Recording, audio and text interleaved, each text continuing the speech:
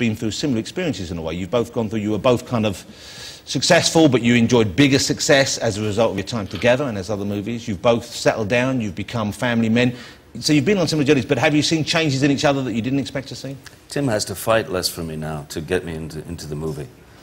Yeah, after Charlie, that was the first time the studio said, hey, what about, you know, Johnny, this guy, you know? But that's weird, because people now, they think of you as a huge star. But of course, for years, you weren't. You were in these weird, oddball movies, and they weren't necessarily a big opening. I think the definition was box office poison, was what they used to call me.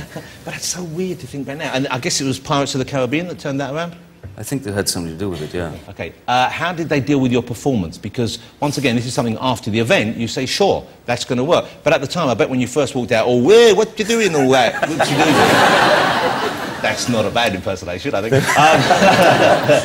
But they must have questioned that, I'm sure.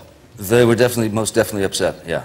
And you had sit-down chats with them about this? Oh, yeah. I mean, sitting in a great big, like a giant conference room, speaking with grown men about, how many gold teeth and how many, dangly bits from your hair. So they wanted a limit on the number of dangly bits in your hair? And... Pretty much. Yeah, it was very strange. But you must have been confident then that you were doing it right. You must have had that belief in... Oh, I did. I mean, I didn't do anything differently. I mean, I made choices for a character that I believed in, and I knew who that guy was, and so I basically just said to them, look at it, this is the guy, and if you don't like him, you're welcome to fire me. Yeah. You can pay me. But, it's just kind of a win-win situation for you, really, at that stage. But they, phenomenal success. I mean, all three of them. And there's the fourth on the way. Is that confirmed now? There is, yeah. There's a fourth on the way, and we're getting through the script and coming up with some. That's really exciting, fun isn't stuff. it? Yeah, it is. And this will be the same director. Is it Gore Verbinski? This is a different director this time. It's Rob Marshall, who just did 9 and has done Chicago, and he's a very, very, very interesting guy. So you didn't want to... It's going to be a musical then, huh? He's some musical hits.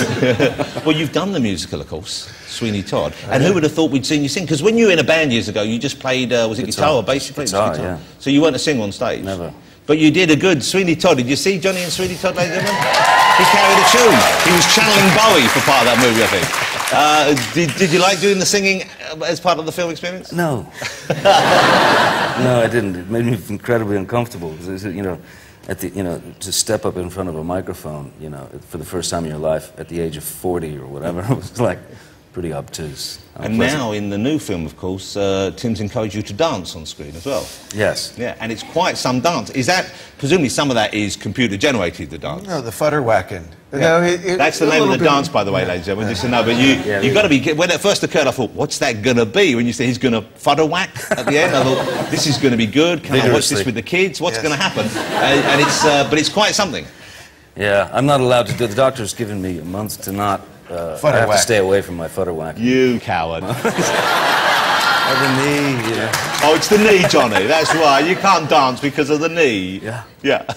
Tim might be able to show you a little bit, huh? I can't make my head spin around.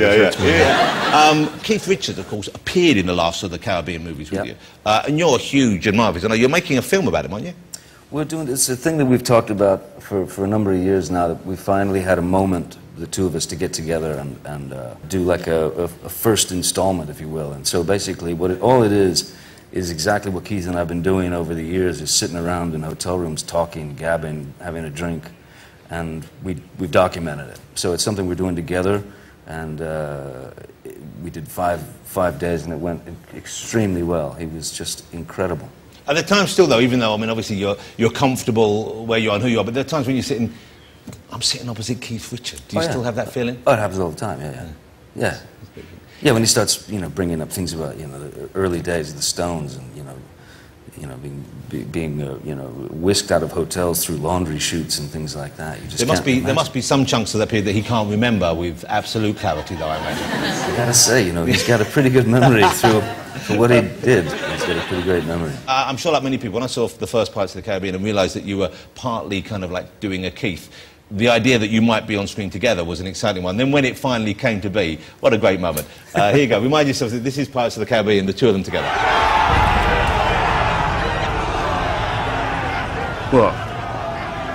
You've seen it all, done it all. You survived. That's the trick, isn't it?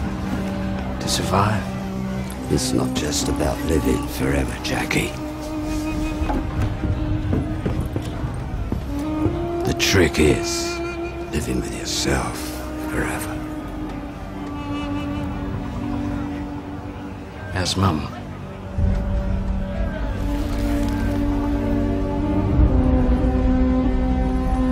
She looks great.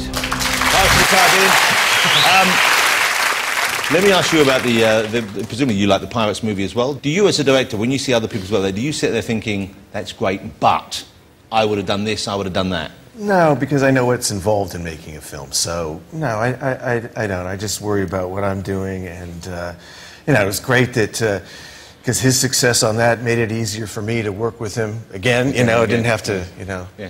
But I'm amazed because, I mean, it's a remarkable process. And obviously, when there's big money involved, which there is, for people to trust